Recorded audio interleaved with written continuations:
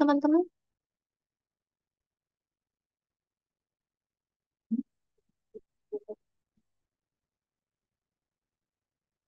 Yamin ya. Oke, Min tinggal dimasukkan aja. Kalau misalkan maksimum berarti max. Nah, kalau misalkan sebelahnya, kita tinggal tarik aja ke kanan. Jadi, untuk menarik data itu nggak harus ke bawah ya teman-teman, tapi bisa ke kanan atau kiri atau ke bawah kayak gitu. Nah, di sini ada if.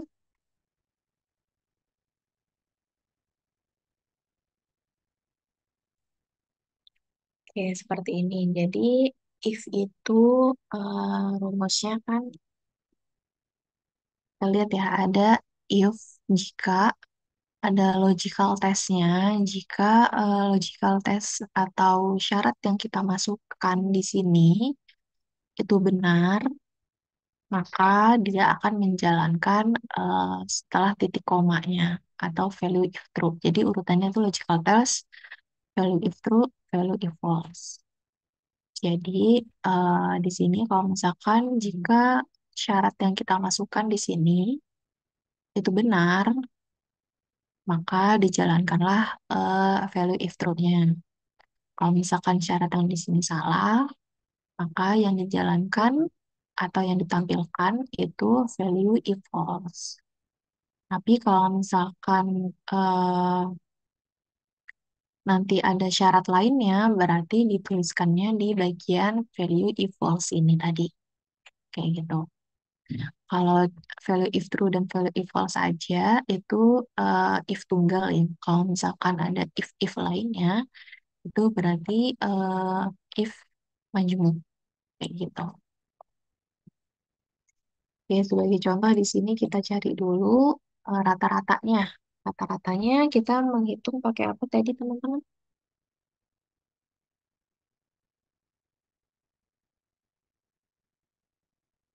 Kita pakai yang average ya. Lalu kita masukkan angkanya tadi yang kita hitung rata-ratanya. Kemudian kita tarik.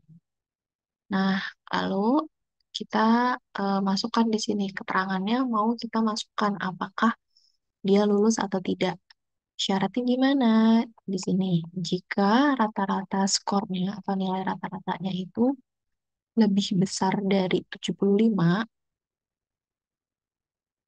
maka tuliskan di sini keterangannya, kalau di sini pas ya, kita tulisnya lulus aja. Lulus. Tapi kalau misalkan di bawah selain ini, selain lebih dari 75, maka dia keterangannya tidak lulus. Nah, mungkin dari teman-teman ada yang bisa menuliskan rumusnya bagaimana. Jadi, jika rata-rata lebih dari 5, maka lulus. Jika tidak, maka tidak lulus. Gimana menuliskannya, teman-teman? Ada yang bisa bantu jawab?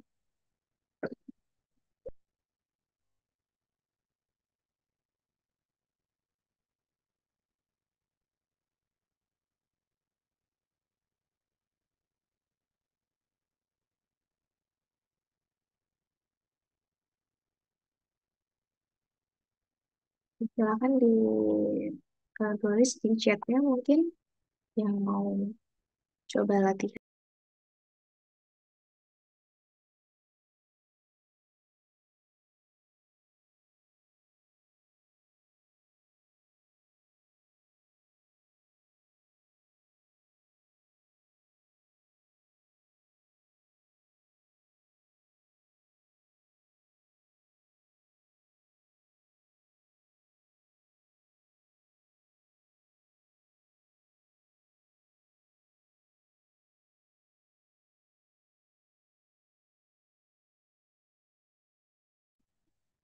Oke, jadi kita coba bareng-bareng dulu ya. Jadi di sini kita tulis A2 untuk menghitung, untuk menampilkan keterangan dengan nama siswa Jack. Misalkan if, kita masukkan ya, kita pakai if untuk um, kondisi seperti ini. Lalu logical testnya apa? Logical testnya jika rata-rata lebih dari 75. Rata-rata lebih dari 75, berarti kita masukkan klik rata-ratanya. Kemudian syaratnya lebih dari 75, seperti ini. Jadi yang nilainya 75, apakah dia lulus atau tidak, teman-teman? Kalau misalkan lebih dari penulisannya.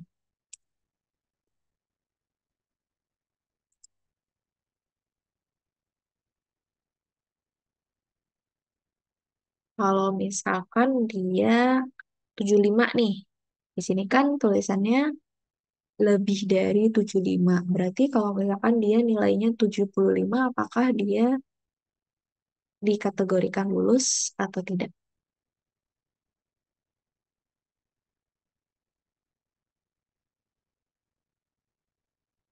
Kalau misalkan kita nulisnya lebih dari.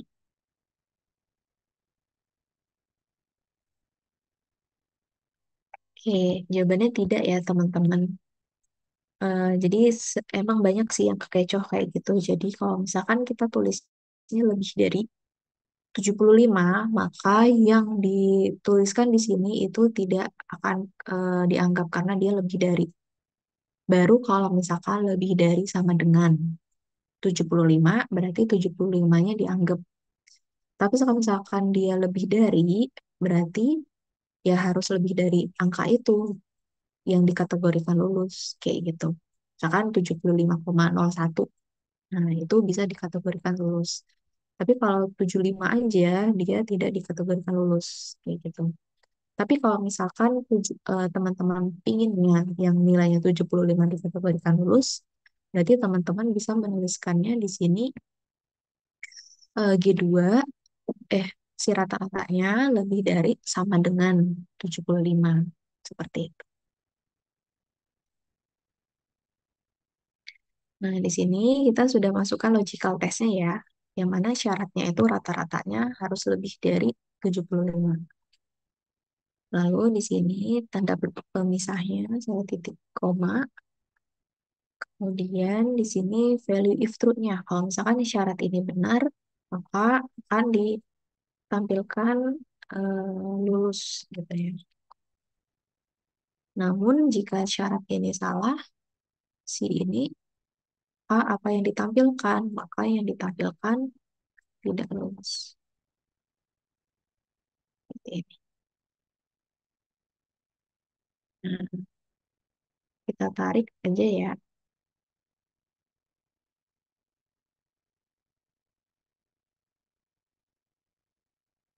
Nah, di sini ada 75,4. 75,4 ini dikategorikan lulus karena dia udah lebih dari 75. Tapi kalau misalkan kita ubah ya, 75 di sini. Nah, dia menjadi tidak lulus karena di syaratnya itu lebih dari 75. Kayak gitu.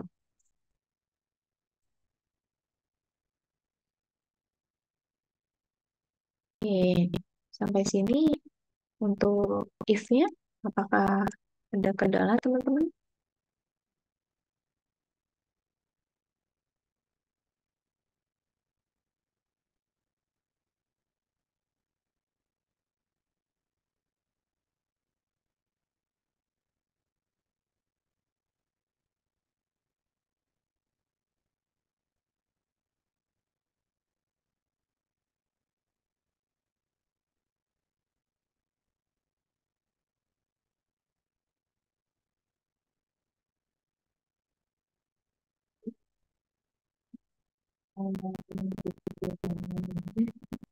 Untuk tanda pemisahnya ini nggak perlu diubah-ubah ya teman-teman, karena itu emang beda-beda tiap versi, tiap soalnya ya.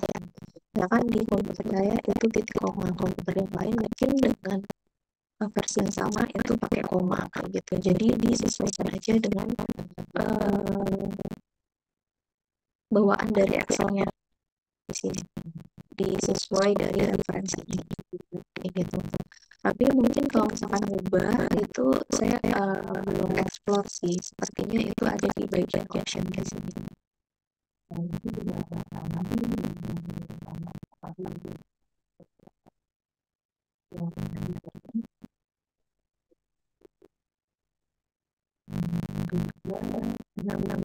Kalau misalkan ubah biasanya di sini ada teman-teman. Tapi kalau misalkan memang masih dilihat sepeda itu nggak ada apa-apa ada di koma itu berarti udah ada Excelnya kayak gitu.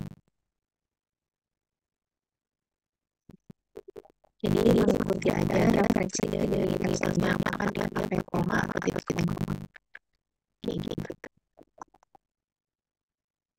Selanjutnya untuk jumlah siswa di sini kita bisa menggunakan yang namanya kolom KR teman-teman. Untuk yang jumlah data siswa seperti ini. Tapi kalau misalkan kita mau mengukur jumlah siswa lulus ya benar-benar masih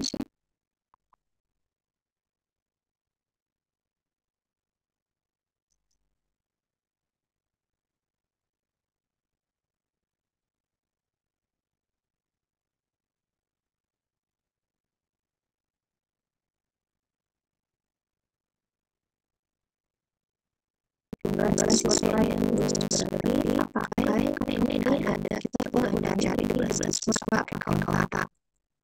Kan ada syaratnya nih teman-teman, yaitu syaratnya yang lulus aja kita jumlah siswanya. Kalau misalkan ada syarat atau kondisi tadi kita pakai apa?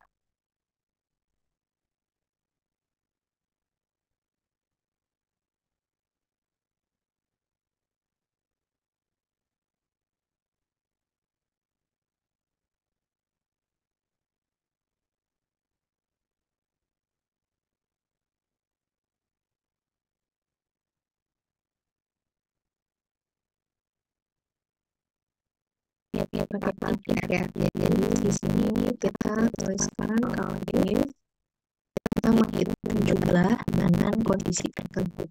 Gitu ya. Kalau if kemudian kita masukkan range-nya mana yang mau dihitung, lalu ada pemisahnya, lalu kriterianya apa? Kriterianya yang lulus. Ini. Gitu. Nah, begitupun yang jumlah siswa yang tidak lulus. Jumlah siswa yang tidak lulus berarti count-nya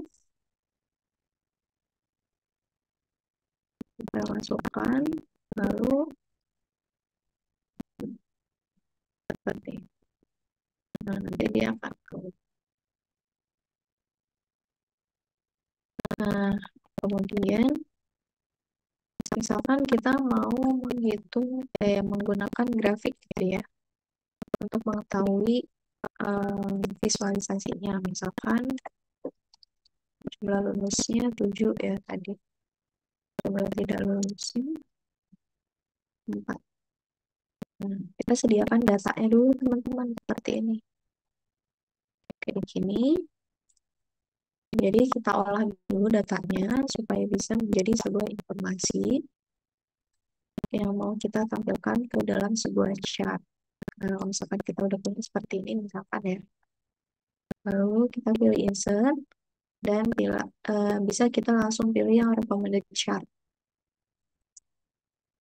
Nah, di sini mereka sudah mengidentifikasi nih apakah chart mana aja yang sekiranya cocok dengan bentuk data yang kita tuliskan tadi. Kayak gitu. Nah, kalau misalkan kayak gini, biasanya yang lebih cocok itu yang pie chart. Karena dia eh, menggambarkan bagian dari eh, beberapa bagian dari satu bagian kutub gitu ya. Seperti ini.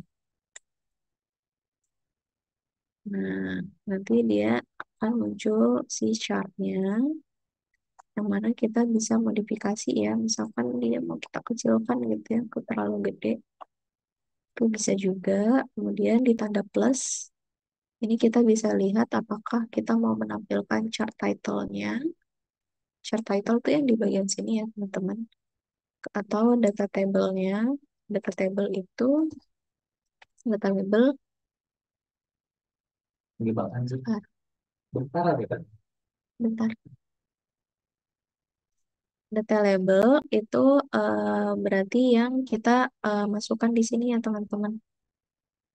Kayak gitu. Kemudian ada legend. Legend itu yang di sini. Jadi yang menggambarkan warna biru ini warna apa, untuk apa. Dan ini untuk lulus. Berarti yang oranye dia untuk yang tidak lulus, kayak gitu. Ini disesuaikan dengan kebutuhan masing-masing, apa yang mau ditampilkan. Ini diubah juga bisa, hingga misalkan data siswa.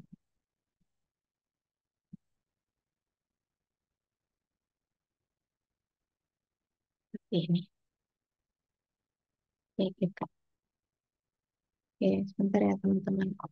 Hmm, mungkin teman-teman bisa coba bikin tabel ini dulu ya di Excel masing-masing. Saya eh, nanti kita bahas bersama. Silakan dicoba bikin dulu.